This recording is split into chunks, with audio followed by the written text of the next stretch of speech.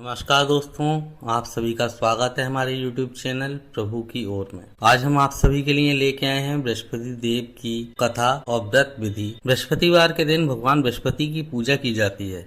बृहस्पति देवता को धन, बुद्धि और शिक्षा का देवता माना जाता है। बृहस्पति देव की पूजा करने से सारी मनोकामनाएं पूरी होती हैं और परिवार में सुख शांति रहती है। शीघ्र विवाह के लिए भी यह व्रत करना उत्तम माना जाता है। गुरुवार व्रत की विधि। गुरुवार की पूजा विधि विधान के अनुसार की जानी चाहिए। व्रत वाले दिन सुबह उठकर बृहस्पति देव का पूजन करना चाहिए। बृहस्पति देव का पूजन पीली वस्तुएं, पीले फूल, चने की दाल, मुनक्का, गुड़, पीली मिठाई, पीले चावल और हल्दी चढ़ाकर किया जाता है। इस व्रत में केले के पेड़ की पूजा की जाती है। कथा और पूजन के समय मन, कर्म और वचन से शुद्ध होकर मनोकामना पूर्ति के लिए बृहस्पति देव से प्रार्थना करनी चाहिए। जल में हल्दी डालकर केले के पेड़ पर चढ़ाएं। केले की जड़ में चने की दाल और मुनक्का चढ़ाएं।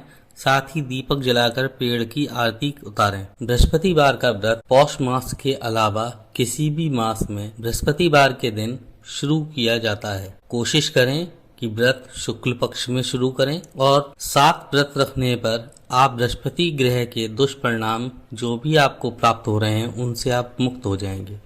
16 व्रत करने के बाद 17वें व्रत पर उद्यापन करना चाहिए। सर्वप्रथम साधक को बृहस्पति देव का व्रत रखने के लिए केले के पेड़ के सामने पूर्व की ओर केले के वृक्ष को रखकर खुद बैठना चाहिए। उसके बाद सर्वप्रथम हल्दी से एक सतिया बनाएं। उस सतिये के बीच में दीपक को रखें। वहीं सतिये पर बृहस्पति देव का नाम लेके किसी दोने में चने की दाल, गुड़ और मुनक्का भोग स्वरूप रखें।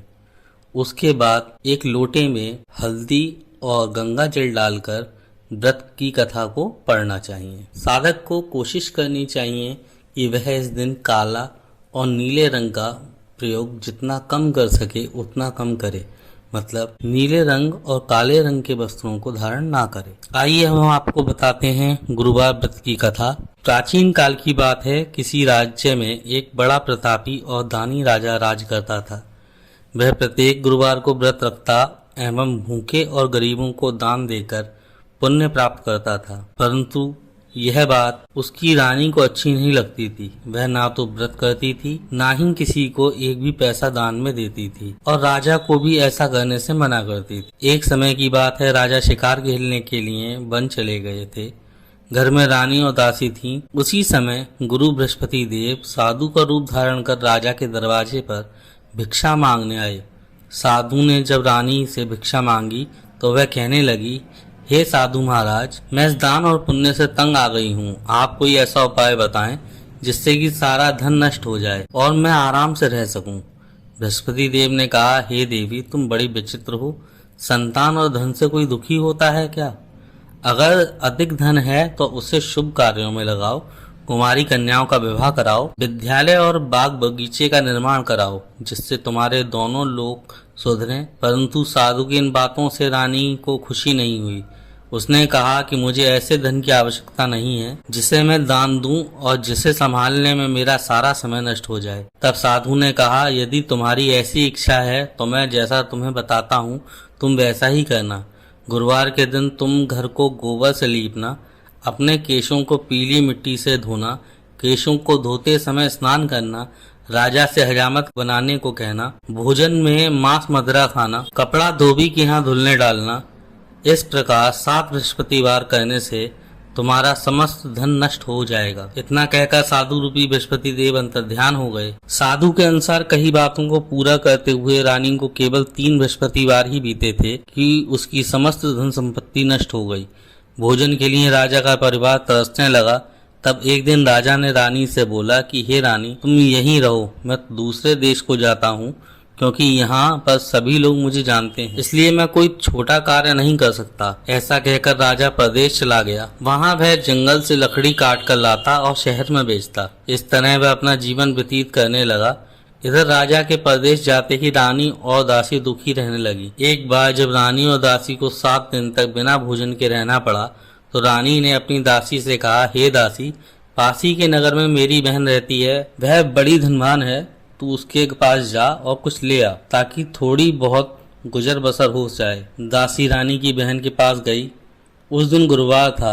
रानी की बहन उस समय बृहस्पतिवार व्रत की कथा सुन रही थी। दासी ने रानी की बहन को अपनी रानी का संदेश दिया, लेकिन रानी की बड़ी बहन ने कोई उत्तर नहीं दिया। जब दासी को रानी की बहन से कोई उत्तर नहीं मिला तो वह बहुत दुखी हुई और उसे क्रोध भी आया।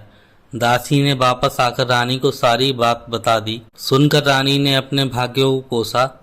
उधर रानी की बहन ने सोचा कि मेरी बहन की दासी आई थी, परंतु मैं उससे नहीं बोली, इससे वह बहुत दुखी होगी। कथा सुनकर और पूजन समाप्त करके वह अपनी बहन के घर आई और कहने लगी, हे बहन, मैं बृहस्पतिवार का व्रत कर रही थी।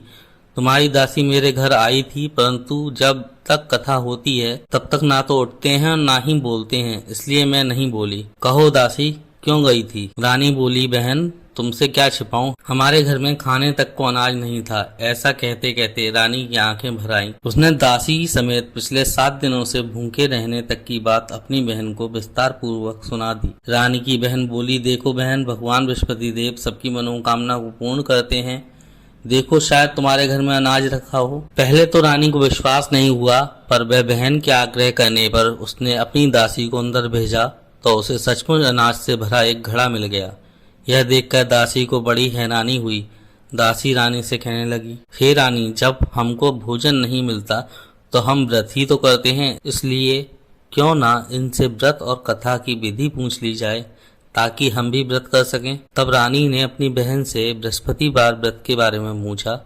उसकी बहन ने बताया, बृहस्पतिवार के व्रत में चने की दाल और मुनक्का से विष्णु भगवान को केले की जड़ में पूजन करें तथा दीपक जलाएं, व्रत कथा सुने और पीला भोजन ही करें। इससे बृहस्पति देव प्रसन्न होते हैं। व्रत और पूजन विधि बताकर रानी की बहन अपने घर को लौट गई। 7 दिन के बाद जब गुरुवार आया तो रानी और दासी ने व्रत रखा। घुड़साल में जाकर चना और गुड़ लेकर आई, फिर उससे केले की जड़ तथा विष्णु भगवान का पूजन किया। अब पीला भोजन कहाँ से आए, इस बात को लेकर दोनों बहुत दुखी थे। चूंकि उन्होंने व्रत रखा था इसलिए बृहस्पति देव उनसे प्रसन्न थे, इसलिए वे एक साधारण व्यक्ति का रूप धारण कर 2 थालों में सुंदर पीला भोजन दासी को दे गए। भोजन पाकर दासी प्रसन्न हुई और फिर रानी के साथ मिलकर भोजन ग्रहण किया। उसके बाद वे सभी गुरुवार को व्रत और पूजन करने लगी। बृहस्पति भगवान की कृपा से उनके पास फिर से धन संपत्ति आ गई, परंतु रानी फिर से पहले की तरह आलस्य करने लगी। तब दासी बोली, देखो रानी,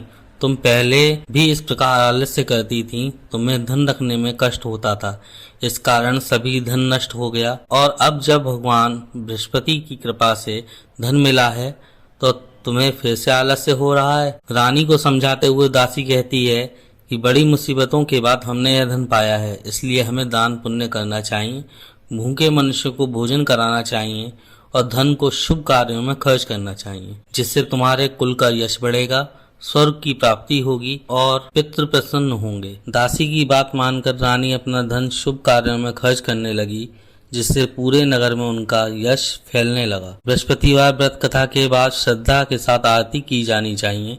इसके बाद प्रसाद बांटकर उसे ग्रहण करना चाहिए। व्रत में विशेष महत्व दान का होता है, अतः आप श्रद्धा और सामर्थ्य से जितना दान कर सकें उतना दान करें। भगवान विष्णु के जाप का स्मरण करें और बृहस्पतिवार के दिन खाली समय में ओम नमो भगवते वासुदेवाय नमो नमः मंत्र का जाप करते रहें। भगवान बृहस्पति देव आपकी सभी मनोकामनाएं पूरी करें, यह हमारी आशा और भगवान से प्रार्थना है। जय मैया की।